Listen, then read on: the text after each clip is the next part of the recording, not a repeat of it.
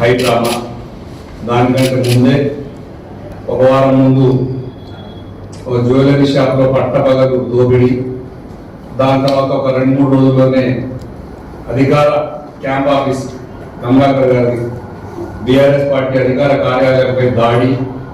ఇవన్నీ వరుసగా చూస్తుంటే పోలీస్ శాఖ ఇంతవరకు ఛేదించలేకపోయింది, దొంగల్ని ఛేదించలేకపోయింది. క్యాంప్ ఆఫీస్ మీద దాడి జరిగిన దాని మీద కూడా సీరియస్ యాక్షన్ లేదు. ఇవన్నీ కూడా ఇక్కడ నాకు అనిపిస్తుంది కాంగ్రెస్ పార్టీ రూల్ చేస్తుందా, ఈ రాష్ట్రంలో బీజేపీ పార్టీ రూల్ చేస్తుందా అనేది ఒక సందేహం కలుగుతుంది. ఎందుకంటే ఏది జరిగినా కూడా చర్యలు ఉండవు. కార్లు పగలగొట్టి మనుషుల్ని చంపేదాకా వచ్చి ఆఫీసులు విధ్వంసం చేసినా కూడా పోలీస్ శాఖ యాక్షన్ తీసుకోవడం లేదు. వన్ సైడ్ అంటే బీజేపీ, ఢిల్లీ పార్టీలు బీజేపీ కాంగ్రెస్ కలిసి ప్రయాణం చేస్తున్నాయి. దానికి నిదర్శనమే మొన్న రేవంత్ రెడ్డి గారు, బండి సంజయ్ గారు, కిషన్ రెడ్డి గారు ఒకే వేదిక మీద, ప్రైమ్ మినిస్టర్ వేదిక మీద కూర్చున్నప్పుడు ప్రధానమంత్రి గారు మాట్లాడుతూ రేవంత్ రాజీ ముజే జోడో హంసే జోడో అన్నాడు. దానికి అర్థం ఇదేనా? జోడో అంటే నాతో కలుమని అర్థమా, నాతో పార్టీలో రమ్మని అర్థమా? ఇప్పుడు కలిసి ప్రయాణం చేస్తున్న దానికి నిర్వచనం ఏందో ఇప్పుడు వాళ్ళు వివరణ ఇవ్వాలి. ఎందుకంటే చోటాబాయ్ బడేబాయ్ కలిసి ప్రయాణం చేస్తున్నారు అనే విషయం ప్రజలకు కూడా పూర్తిగా తెలియాలి. ఆ అంశం మీద ముజే జోడో అనే దానికి $1 బిలియన్ క్వశ్చన్ ఉంది.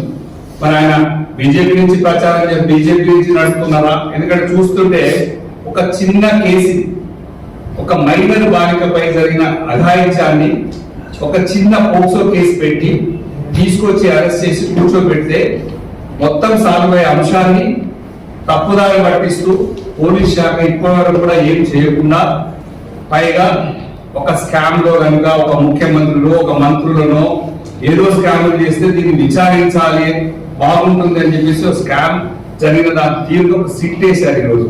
అంటే ఈ రాష్ట్రంలో పోలీస్ శాఖ ఎవరి మీద అఘాయిత్యాలు చేస్తే పోక్సో కేసు పెట్టిన వాళ్ళందరికీ కూడా సిట్ కమిషన్ వేసి సిట్ దగ్గర పిలిపించి చర్చలు జరిపి మీరు సాల్వ్ చేయాలనుకునే మెసేజ్ పంపుతున్నారా? ఈ రాష్ట్రంలో ఉన్నటువంటి ముఖ్యమంత్రి గారు, హోమ్ మినిస్టర్ గారు 2 మీరే కాబట్టి మీరే దీనికి సమాధానం చెప్పాల్సిన అంశం ఇది మంచి చర్యగా చూడట్లేదు.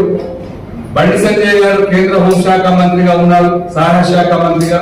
నేను మొన్ననే చెప్పాను, ఆఫీసు కమలాకర్ గారు మా బావగారే, వారి ఆఫీస్ పగలగొట్టినప్పుడే వారు తిరుపతిలో ఉన్నప్పుడే నేను చెప్పాను, ఇది మంచి సాంప్రదాయం కాదు, ఇలాంటి వాటిని ప్రజలు గ్రహించరు, ఇట్లాంటి చర్యలు మానుకోవాలి.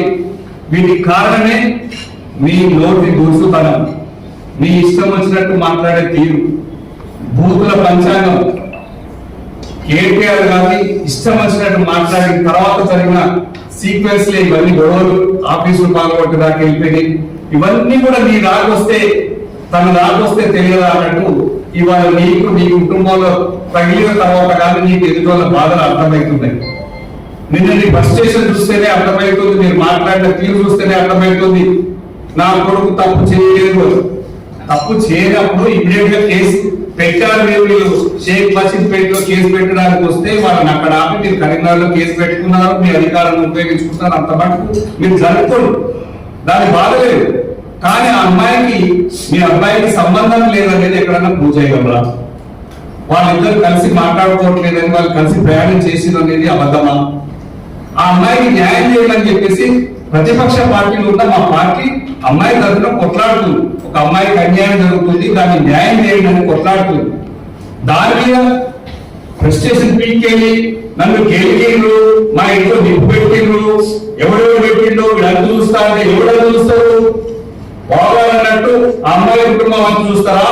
లేదే ఎవరు గెలిచింది, ఎవరు పెట్టింది? మీ అబ్బాయి తెచ్చుకున్న మీ ఇంట్లో సమస్యలు రాష్ట్ర సమస్యగా సృష్టించి ఇప్పుడు దేశ సమస్యగా పోతున్నారు.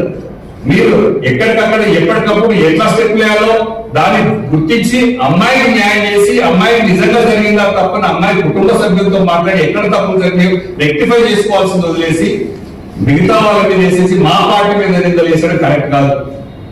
మేము ఇలా మాట్లాడారు, ఫ్రస్ట్రేషన్ లో పీక్ వెళ్ళిపోయి నీ మొక్క ఒకసారి చూసుకుని ఎట్లయిపోయింది.